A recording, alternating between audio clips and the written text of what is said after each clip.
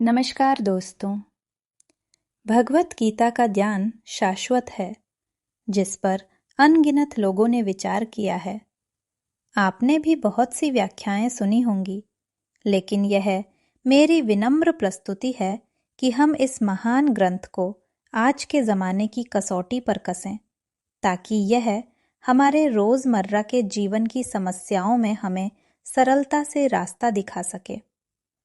गीता की विशिष्टता सिर्फ इसके ज्ञान में नहीं, बल्कि इसमें है कि यह हर प्रश्न का उत्तर है।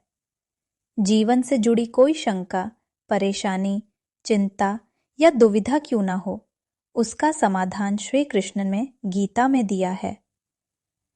गीता में 18 अध्याय हैं, जो वेदों और उपनिषदों का सार हैं।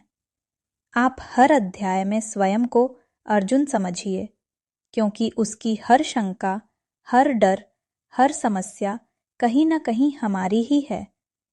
और हर परेशानी का हल बताने वाले श्री कृष्ण को अपना सारथी मानिए। यदि हम उनके कहे अनुसार चलेंगे, तो जीवन की हर चुनौती को आसानी से पार कर जाएंगे। यहाँ बड़ी बड़ी धर्म ग्रंथ की बातें नहीं, बल्कि जीवन की प्रैक्टिकल सच्चाइयों और प्रैक्टिकल समस्याओं की बात होगी। तो आइए, मैं आपको भगवत गीता के 18 अध्यायों के इस सफर पर ले चलती हूँ। अध्याय 1, अर्जुन विषाद योग, युद्ध की भूमिका। यह अध्याय धृतराष्ट्र के सवाल से शुरू होता है। कुरुक्षेत्र के मैदान पर क्या हो रहा है, यह जानने की उत्सुकता में वह संजय से पूछते हैं। धृतराष्ट्र उवाच धर्मक्षेत्रे कुरुक्षेत्रे समवेतायुयुत्सवः मामकाः पांडवाश्चैव किम कुर्वत संजय।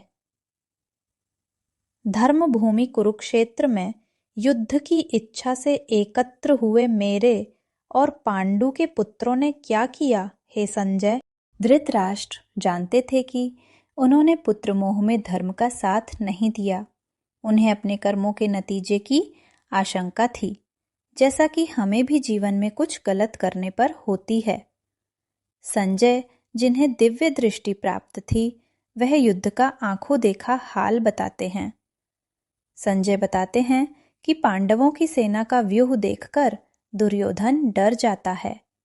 वह आचार्य द्रोणाचार्य के पास जाकर कहता है कि पांडुपुत्रों की विशाल सेना, जिसकी रचना आपके बुद्धिमान शिष्य धृष्टद्युम्न ने की है, को देखिए।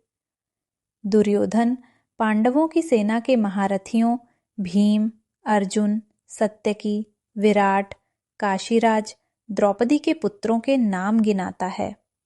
संदेश: जब भी कोई समस्या या शत्रु सामने हो, तो सबसे पहले उसके हर पहलू योद्धाओं को जानना और समझना चाहिए। इसके बाद दुर्योधन अपनी सेना के शूरवीरों भीष्म, कर्ण, कृपाचार्य, अश्वत्थामा का वर्णन करता है और गर्व से कहता है कि ये सभी उसके लिए जीवन त्यागने को तैयार हैं।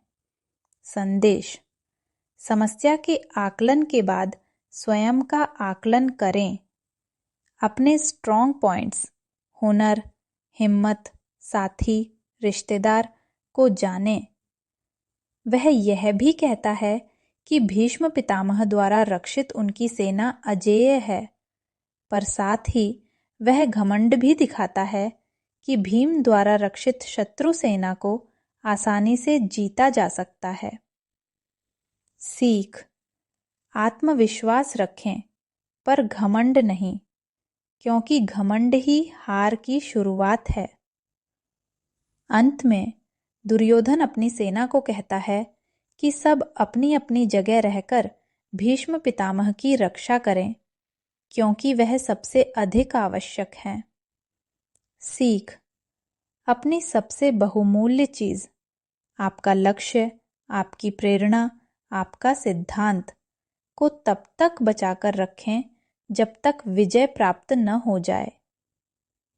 इसके बाद कौरवों में सबसे वृद्ध पितामह भीष्म सिंह गर्जना के समान उच्च स्वर में शंख बजाते हैं।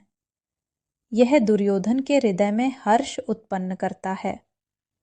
सीख: विजय के लिए अपने पक्ष में माहौल बनाना और खुद को दिलासा देना जरूरी है।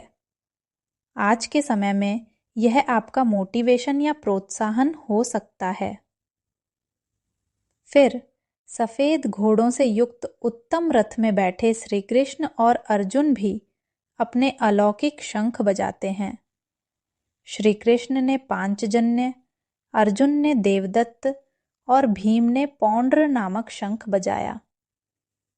सीख: युद्ध की तैयारी दोनों ओर से होती है।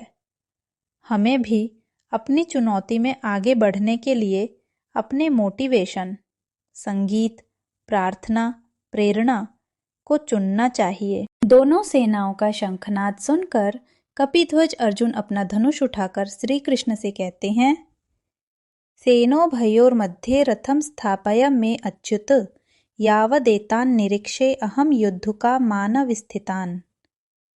हे अच्युत श्री कृष्ण, मेरे रथ को दोनों सेनाओं के बीच में खड़ा कीजिए ताकि मैं देख सकूं कि इस युद्ध रूपी व्यापार में मुझे किन किन से युद्ध करना योग्य है।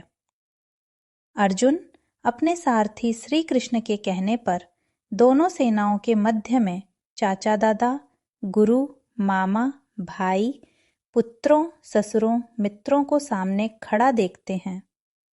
अपने ही सगे संबंधियों को शत्रु पक्ष में देखकर कुंती पुत्र अर्जुन अत्यंत करुणा से युक्त होकर शोकातुर हो जाते हैं। यहीं से अर्जुन के विषाद की शुरुआत होती है। सीख: युद्ध समस्या के बीच में खड़े होकर उसे भली भांति देखना और परखना चाहिए, तभी कोई निर्णय लें। सीख: युद्ध करने से पहले यह जरूरी है कि आप अपने शत्रु को अच्छे से देख परख चुके हों। विषाद के लक्षण: शंका, डर। दुखी अर्जुन कहते हैं कि अपनों को देखकर मेरे अंग शिथिल हुए जा रहे हैं, शक्ति खत्म हो रही है, मुंह सूखा जा रहा है, शरीर में कंपन व रोमांच हो रहा है, हाथ से गांडीव धनुष फिसल रहा है, त्वचा जल रही है और मन भ्रमित हो रहा है।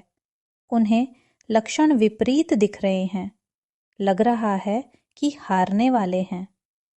सीख: परीक्षा, व्यापार या कोई भी बड़ी चुनौती के समय हमें भी ऐसी ही घबराहट होती है। यह लक्षण पहचानिए। विषाद का कारण: कर्तव्य से विमुखता। अर्जुन स्पष्ट करते हैं कि वे विजय, राज्य या सुख नहीं चाहते यदि इसके लिए उन्हें अपनों का वध करना पड़े। इनको मारकर हमें क्या प्रसन्नता होगी? हमें तो पाप लगेगा। अपने ही बांधवों को मारकर हम कैसे सुखी होंगे? कुल के नाश से सनातन कुल धर्म नष्ट हो जाते हैं, जिससे अधर्म फैलता है, स्त्रियां दूषित होती हैं और वर्ण संकर, अव्यवस्था उत्पन्न होता है। वर्ण संकर से कुल धर्म और जाति धर्म नष्ट हो जाते हैं और जिनका कुल धर्म नष्ट हो जाता है उनका अनिश्चित काल तक नरक में वास होता है। सीख: हम अपना सारा काम अपनों के लिए करते हैं। जब अपनों को ही मारना पड़े तो सबसे बड़ी दुविधा यही होती है। सीख: परिवार, कुल और उसके धर्म की रक्षा करना आवश्यक है, क्योंकि यही हमें अपनी जड़ों, गुणों और आदर्शों से जोड़ कर रखता है। अर्जुन अंत में कहते हैं कि हम जैसे बुद्धिमान होकर भी महान पाप करने को तैयार हो गए हैं। इससे अच्छा है कि शस्त्र रहित उन्हें ही कौरवों के हाथों मारा जाना, क्योंकि वह मरना भी उनके लिए अधिक कल्याणकारी होगा। परिणाम: संजय धृतराष्ट्र को बताते हैं कि शोक से उद्विग्न मन वाले अर्जुन इस प्रकार कहकर धनुष को त्याग कर रथ के पिछले भाग में बैठ गए।